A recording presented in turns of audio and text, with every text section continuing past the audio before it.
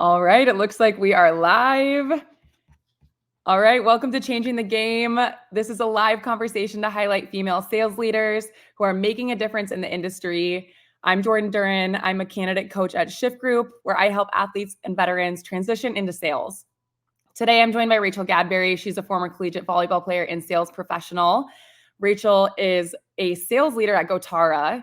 Gotara works to close the talent gap in STEM through technical sales leadership and one-on-one coaching. Before Gotara, Rachel spent 10 years in her career in medical device. And so here she is. Hi, Jordan. Thanks so much for inviting me to be on today. Thank you for joining me. I'm really excited for this. This is our inaugural episode for Shift Group, Changing the Game. And Rachel and I had the pleasure of chatting a couple of weeks ago and had this really amazing, authentic conversation. And I'm so excited to have her here to share a lot of her insight from sales and her athletic career as well. So thank you. I guess first off, I just want to ask if you could share a little bit with the audience about Gotara and what you've been up to there, and just kind of lead them through a little background of your story.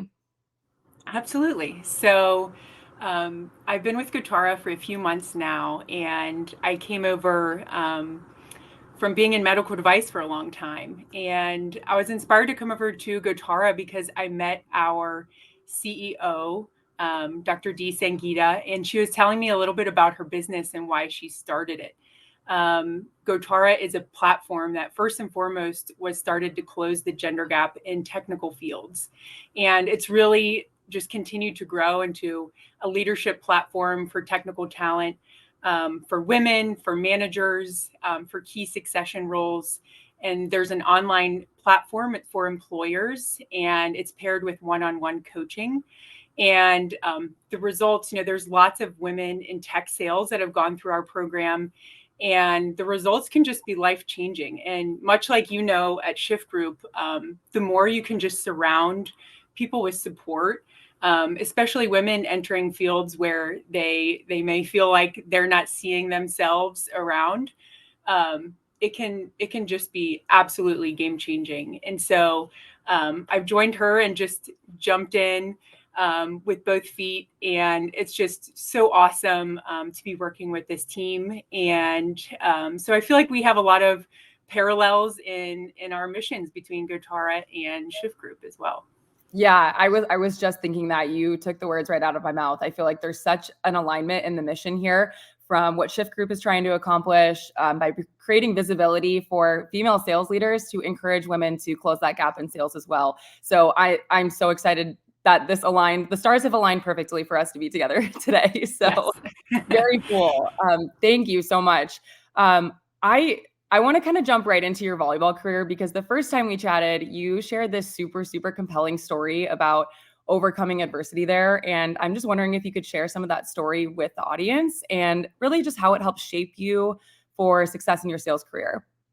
Absolutely. And I think sometimes, I'm 13 years out from my volleyball career. And sometimes you ask yourself, why am I still telling these stories and thinking of these stories that happened a pretty long time ago now? But when I ask myself that, it's because you carry those moments with you for life in your athletic career. Those moments where you just put in the work and you get things done and you surprise yourself, you carry that into your life and into your career. And that moment for me is after my first year at Samford. I redshirted my first year, and we had a new coaching staff that were going to come in, do great things, and really, change the program. And after our spring season, my freshman year, my new coach sat me down in his office and said, I don't really see a future for you here. I don't see you playing. Things aren't going well for you, basically. So maybe let's find you somewhere else to go. Let's make a plan. And, there at just turned 19 years old, and this is what you're hearing from your coach. Yeah. And I just remember, and this is the Rachel that I draw on often, not even for a second did I hesitate or doubt myself or think maybe he's right. I just remember my instinct was he just hasn't seen, what I have to offer yet. And I haven't had the opportunity to get myself there yet, but I'm going to. And I left his office, and my message was just, I'll be back, and good luck keeping me off the floor. So I just remember that summer, before I came back for the following season, I was just so focused. I was so drawn in on my mission to, get stronger, get better, get my head right. Those freshman years can be hard for a lot of people, especially with depending on what your circumstances were coming into college. And I just made giant leaps and strides. When I came back, I just remember that day, you come in, you're going to do your test in conditioning. And I was the fastest on the team. I was like, I can do 10 more. I was just so focused, so ready. And I started every match that season. I made the all conference team, and I just never looked back. That Yeah. was just a moment for me where I realized you put in the work and you don't doubt yourself, and you're going to get the outcome you want. So I had an incredible college experience.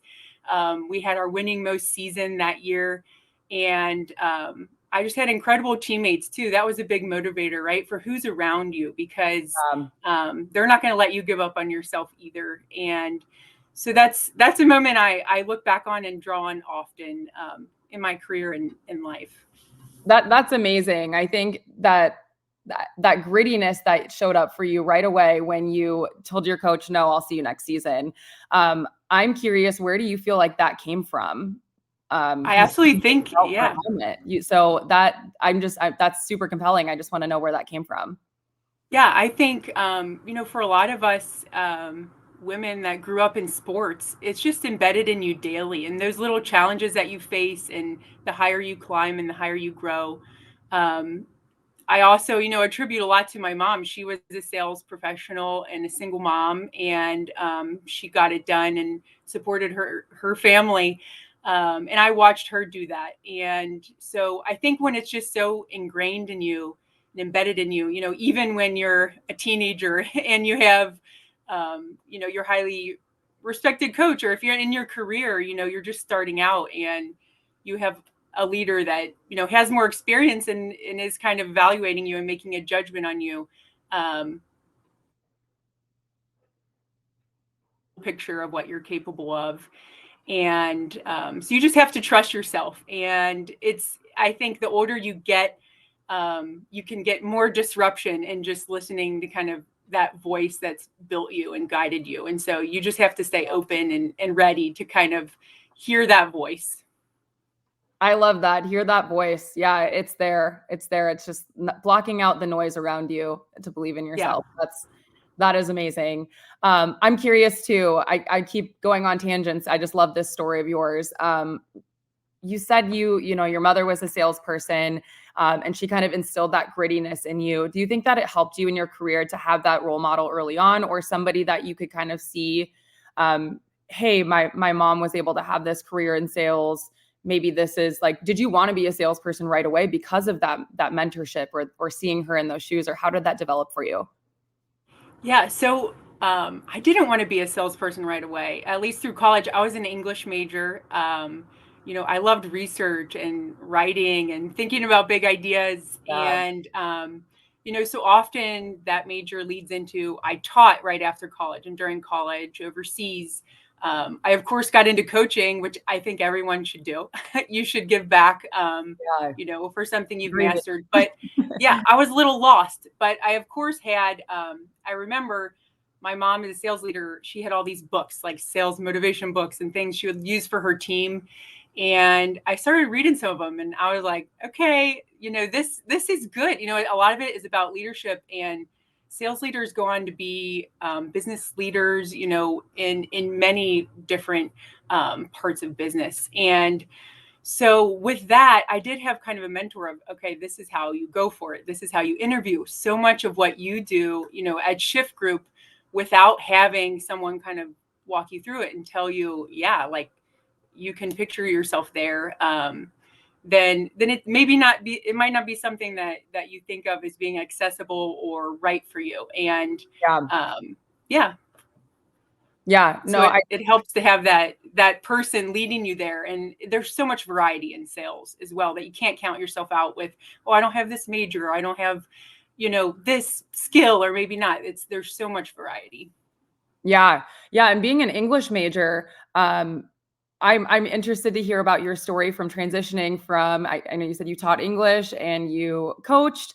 How did you make that transition into sales when you finally said, "Yep, I think this might be a move for me?"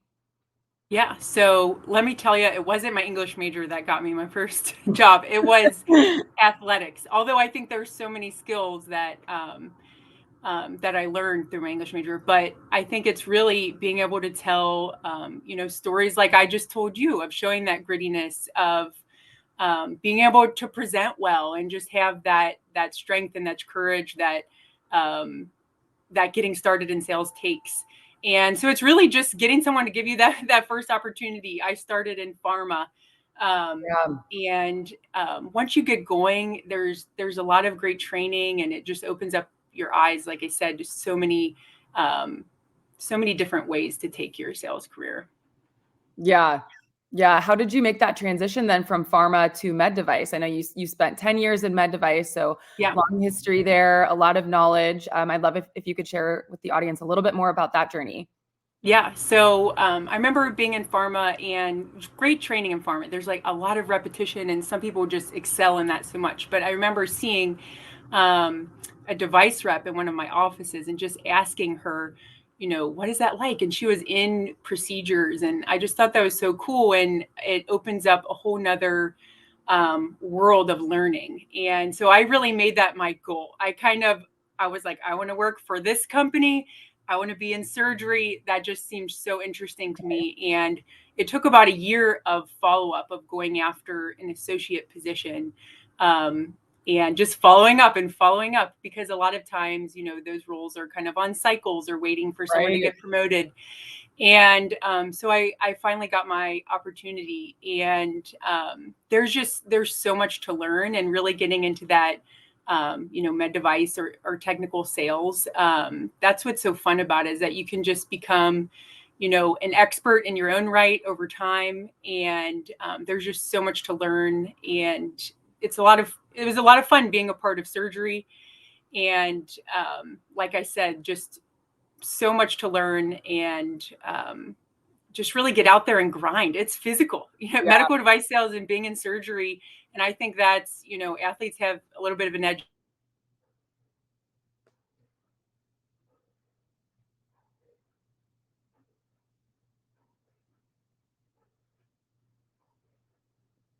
to have that kind of gusto and that motivation, and to go after that career. Yeah. Yeah, I think definitely the physical aspect of med device is interesting and how that kind of closely relates with athletics. I love that you mentioned how you had again that like persistence and it took you a year. And a lot of people I think maybe would feel a bit discouraged after hearing that no or silence after a certain amount of time. Um, what advice would you have to anyone trying to break into med device who is hearing that silence or hearing that the no's maybe what would you tell them? Yeah, I think if you've really made up your mind of, this company or this job is what I want, then it doesn't mean you have to stop your life, until you get that job. Keep doing what you're doing, find success, and just don't give up. Be persistent. And that follow up and that process, especially over a longer period of time, um, that's what sales leaders want to see. And so yeah, that's what I'd recommend. And also reaching out to people. The more people you can connect with, and it doesn't have to be in a cringy way. It's just, I'm interested in you. People love Yeah, that.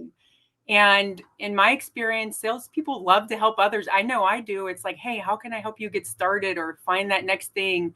Um, they love to do that. So reach out to people, meet people, network. And a lot of people are starting out. They're like, I don't know anyone personally that can give me that help. That's where you have great things like LinkedIn or different networks for yeah. athletes. Shift group, there's so many ways where you can get out there and learn, and put your name out there, and people will help you. They will. Yeah, I love that advice. I think utilizing your network is so powerful, and I think our networks are bigger than we give ourselves credit for.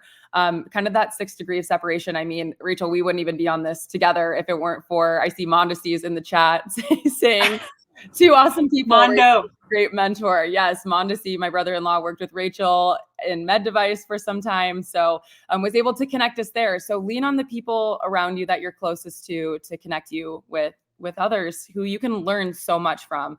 And even though Rachel and I have different career paths, obviously we're able to lift each other up in different ways. And Rachel supports our mission here at Shift Group. So anyway, won't go on too much of a tangent there, but let's see. You had mentioned a little bit about some mentors that you had in med device in particular, or kind of leaders that you worked closely with that supported you along the way. Is there anything in particular that you'd want to share about either finding that mentor when you get there, or just how your mentors in particular helped shape your career? Absolutely. So I think as a woman, that's who you're kind of looking for, especially if you're coming out of athletics, right? Or in a team sport, you're surrounded by women and you're just craving that and looking for that. So I was lucky to have, when I started in med device, some great mentors that helped train me and coach me. And it's really just watching them do what they do. And it just gives you that picture in your mind of, yes, I can do that. And but you have to continuously kind of refresh that, right? People get Yeah. promoted, they move on, and so you have to continuously refresh that. And you won't always have that, right, in your direct team or your direct management. So you really need to keep tabs on people and make a point to follow up.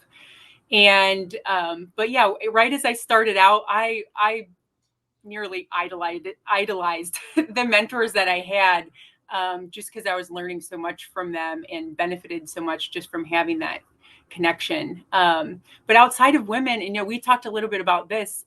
My favorite manager ever in med device, my favorite teammates that were men were former athletes, and I think it's just you know, and we've talked a little bit about this, but I think as athletes, you get really comfortable, right?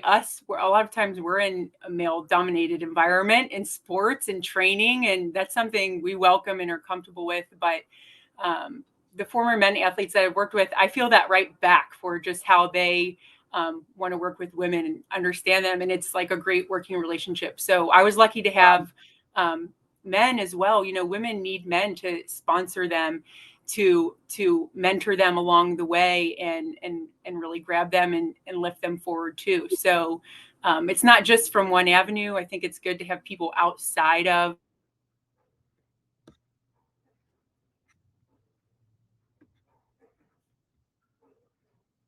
what Gotara does, is kind of having a third party coach where you can really Yeah. go to and grow outside of what just gets kind of within your tight organization, and you can just get further faster. So that's absolutely a vital aspect. And at times I wanted to kind of do things on my own, and kind of I'll do it for my own. I don't need help. But no, it's really not how a career, especially in sales, works. Is that you have to be constantly getting help and support from people around you. Yeah, that piece on having the third party mentor is I felt has been true in my career too. Having someone that's an impartial party to kind of take your thoughts and questions to. And additionally, I completely agree with you. Like, it takes men to help be the mentor as well, or to work alongside us. I mean, I feel that way about all of my colleagues at Shift Group. Being the only female on the team or in the room sometimes can feel intimidating, but when you have a team that is so open and uplifting and pushes each other and holds each other accountable in the right ways, I think is really, really powerful. Absolutely. And it's like, don't go don't think I can do less. Don't undervalue me or treat me different. We want that same push. We're capable of Yes. that same push, that same direct feedback. We want to be challenged, and valued. Yes, 100%. Yeah, wanting to be challenged in the same way for sure. Yeah. That's awesome. Um, I would love for you to talk about how you made the transition into a highly technical field after going from being teaching English, coaching, transitioning to med device, highly technical. What are some things that you maybe had to wrestle with or overcome during that transition? For sure. So I think just some of the business acumen, and as far as in med device, the clinical piece, right? That's the name of the game, is understanding that from top to bottom. And so that takes a lot of work. That takes a lot of effort. I ended up getting my MBA through my employer when I was in med device. So Awesome. I think, yeah, always looking for those opportunities to expand your skills. I don't think it's necessary, but hey, why not? Like take it to the next level. So yeah, with that clinical piece, it just takes a lot of repetition and a lot of constant learning. So I would find whenever I would kind of take a break from that refreshing of the learning, you quickly get reminded, like, hey, I need to jump back into that. It's a constant refresh. And yeah, you can just kind of get into motion and want to be moving ahead, but you're actually taking steps back if you're not constantly just re-educating yourself, kind of Mm, sharpening the saw, um, and just staying top of your game as far as your knowledge and um, your ability to teach it back and be effective in your sales career. So I think, though, like I said, and sometimes people would be surprised. Are you an English major? And like, what are you doing in the OR? Um, but it all is, can be learned, absolutely. And then after, you spent 10 years watching these surgeries from 30 different surgeons every day, and you've learned a thing or two, right? So it's really just that experience and that constant consumption of knowledge, and being able to take that and be effective. So I honestly, I'm a supporter of I think any background. Don't count yourself out. You can go into those technical sales careers. yeah, I think that's awesome advice. Just not having maybe a more traditional background or education to go into that avenue, going from English major to med device. I think that's an awesome. You're a living testament to, hey, it really doesn't matter what your background is. You can succeed here if you put the effort and time in. For Um, sure. I think that's really cool. Um, I guess sometimes that imposter syndrome can creep in around things like that for some people. I know that's something that, as just an athlete, I've dealt with in the past.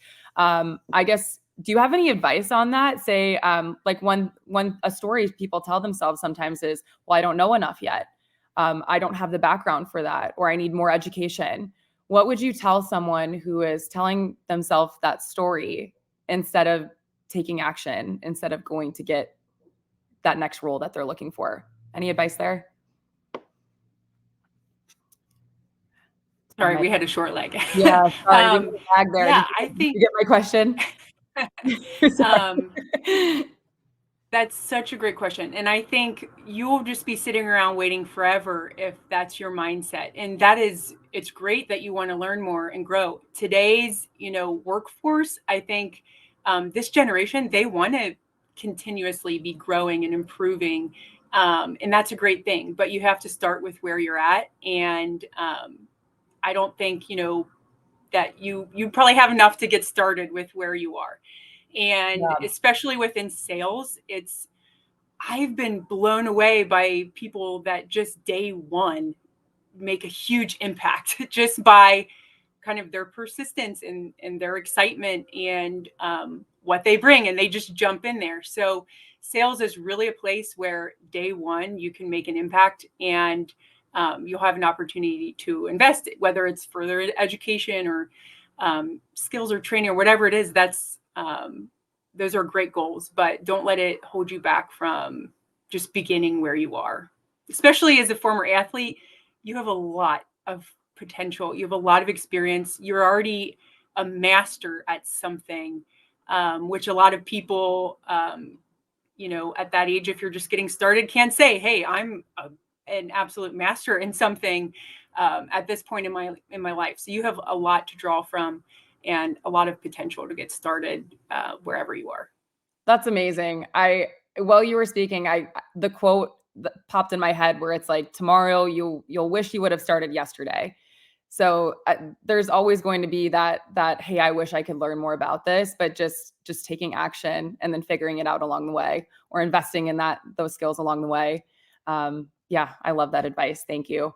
We're coming up on the 5-minute mark here, so I think I just want to ask you a couple more questions. I've really enjoyed your time here today and the insights that you've given listeners. But I really just want to understand, how did your background in athletics influence your approach to sales and leadership? And that can be from any part of your career. Do you felt that it's played a big part in how you've developed into a leader in your sales career? Yes, I think within athletics, I was always a person that just wanted to uplift my team. And, those things start to sound cheesy as you move into kind of the career phase of your life. But you really know, like in your gut, in your body, what that means when you've played a sport to uplift your team. And even if you're not at your best, and, kind of with the example I shared earlier, no matter kind of how good or bad where I was at on that continuum in athletics, I would always find a way to lift my team and not let kind of where I was at draw anybody down. And so I think as far as translating into a leadership style, I am just truly excited to help other people around me succeed.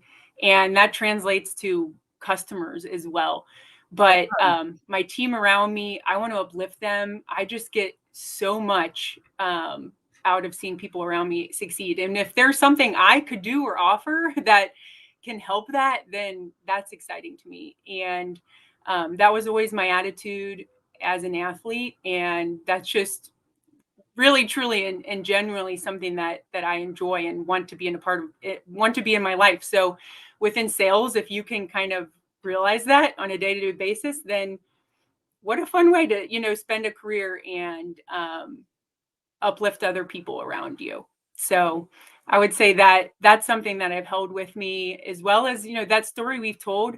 And that's something I would tell to every athlete, is find that story or that moment where you really just you put in the work and Yeah. felt what it felt like to receive the benefits from that or win from that, or just kind of against all odds. We all have those moments, right? That's why we love being athletes. And carry that person, that story with you, because you're going to need it, and you're going to need to draw on that at certain times in your life, whether it's personal or in your career. And it will keep you going. It will inspire you, and it will help you be the leader that you need to be. And it's all just about giving back to the people around you, while also holding that expectation that we're moving forward. Yeah, I love that. Pouring into others. I think it's something that all of us former athletes can relate to for sure. If the team doesn't succeed, then we don't succeed. So Yeah. yeah, super compelling. Last question for you, Rachel. What advice would you have to women trying to break into sales or considering a sales career?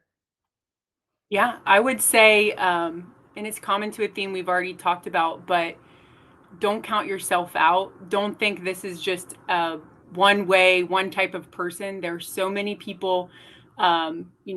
Women have we have a great need for women, especially within technical sales. And so don't think that you're just going to go down this path and never be able to do anything different. And don't count yourself out. It will open up so much opportunities for you. Some of the best leaders, the highest leaders, business leaders, started in sales positions. You will see that in whatever company you go to. So it's a great way to start. It's a great way to continue your career, or take it in places that inspire you next. Period. I love it. Thank you so much, Rachel. I appreciate your time so much, and I know the audience did as well. Can anyone connect with you on LinkedIn and reach out if they Absolutely. want to? Please do. Please do. Awesome. And I love the hat, Jordan. You got to show everybody Thank the you. hat. Yes, I had a custom hat made on Etsy. Had to get some swag. Changing the game. Shift group. First episode in the books. Thank you so much, Rachel. Have a great rest of your week. And thank you everyone for tuning in. I'm Jordan. Let me know. Reach out to me on LinkedIn if you have any questions. And I know Rachel would be happy to connect as well. Absolutely. Thank you. Thanks, Jordan.